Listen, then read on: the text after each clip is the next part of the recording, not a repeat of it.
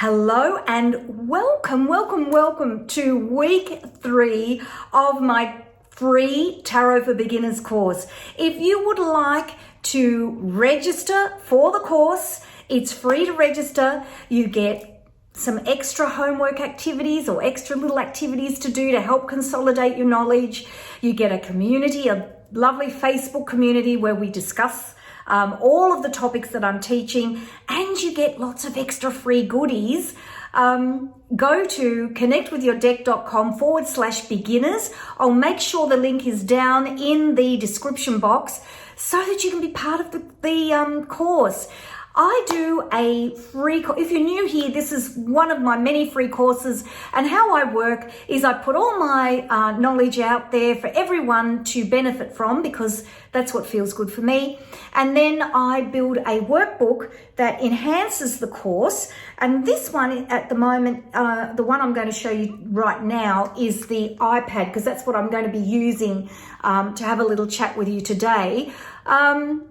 But it's also in print. I have a print on-demand version, and I have an Amazon version, which you'll see as you watch the videos. So today we're talking about the history of the tarot. And what I'm going to be using is my iPad, because I need to get better at using GoodNotes. I taught myself how to build a GoodNotes journal with hyperlinks and all that stuff in it for you.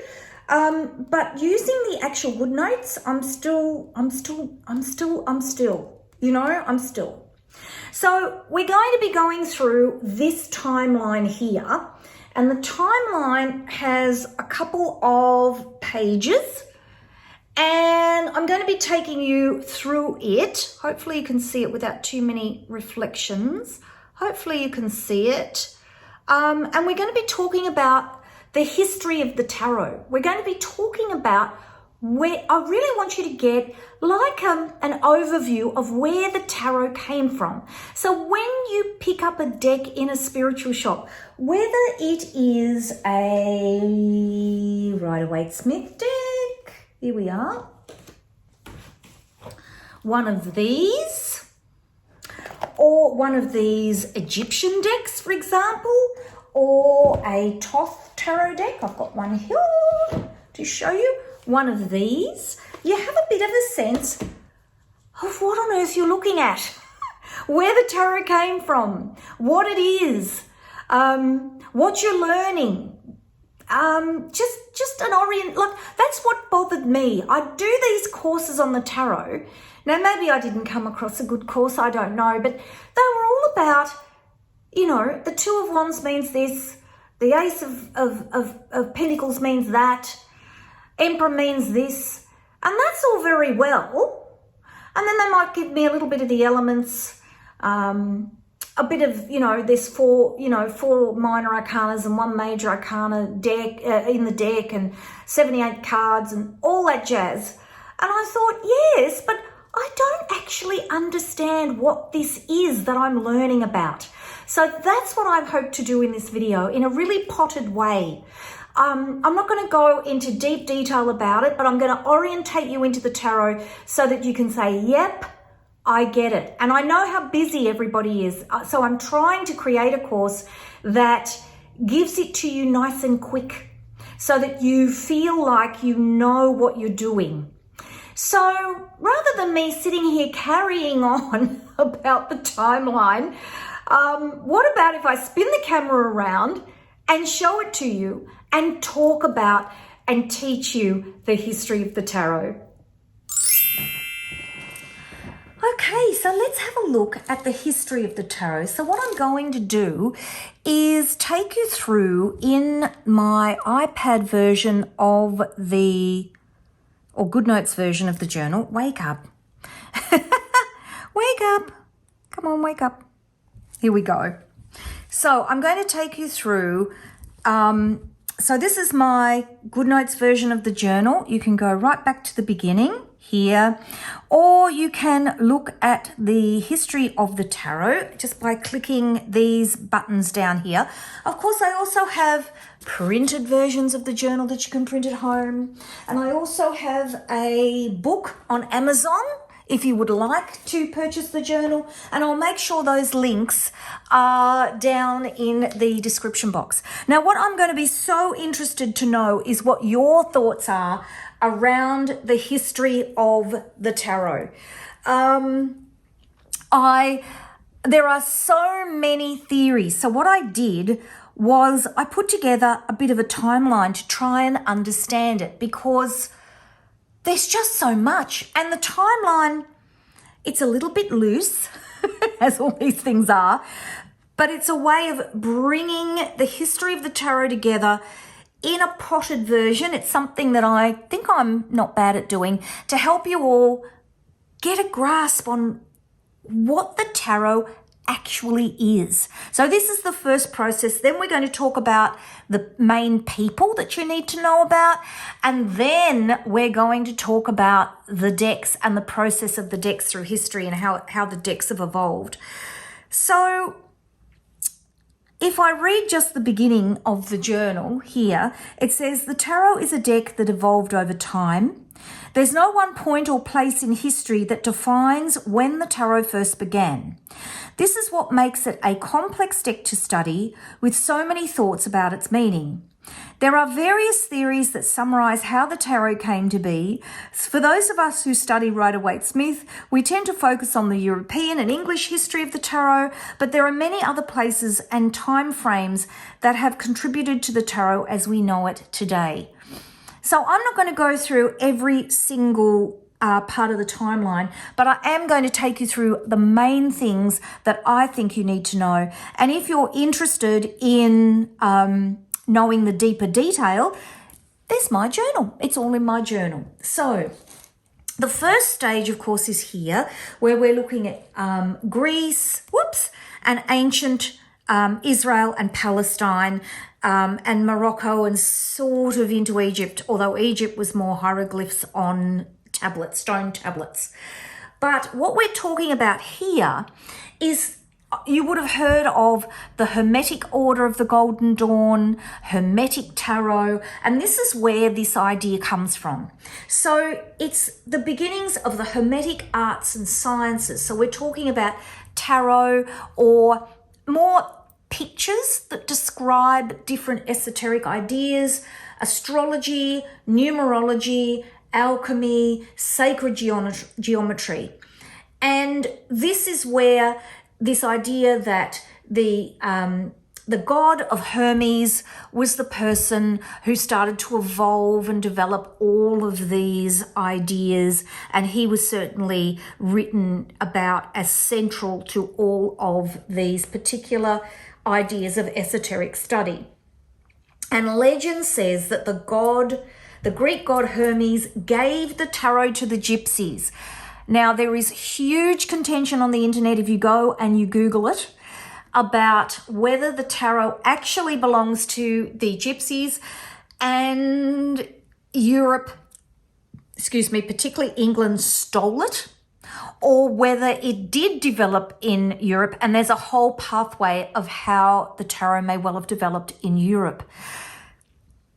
Clearly, and I'll talk about it in a minute, because the gypsies do appear on this timeline, and the reason that I have done that is because I feel that they do need to be talked about,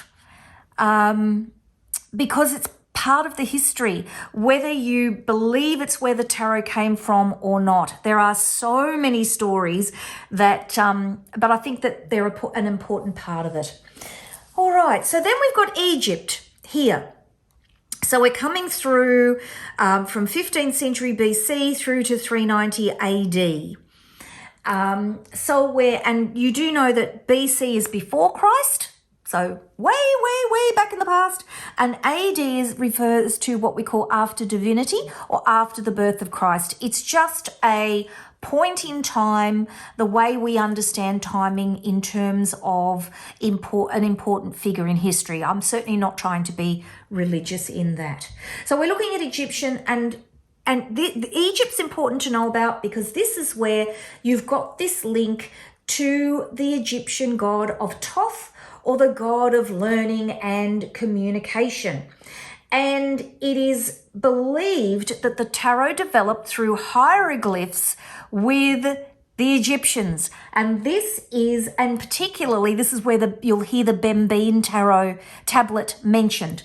This is where the first idea was put forward of this idea of Egypt being involved in the tarot through Court de Gebelin, and he did a lot of synopsis on the links between Egypt and the tarot.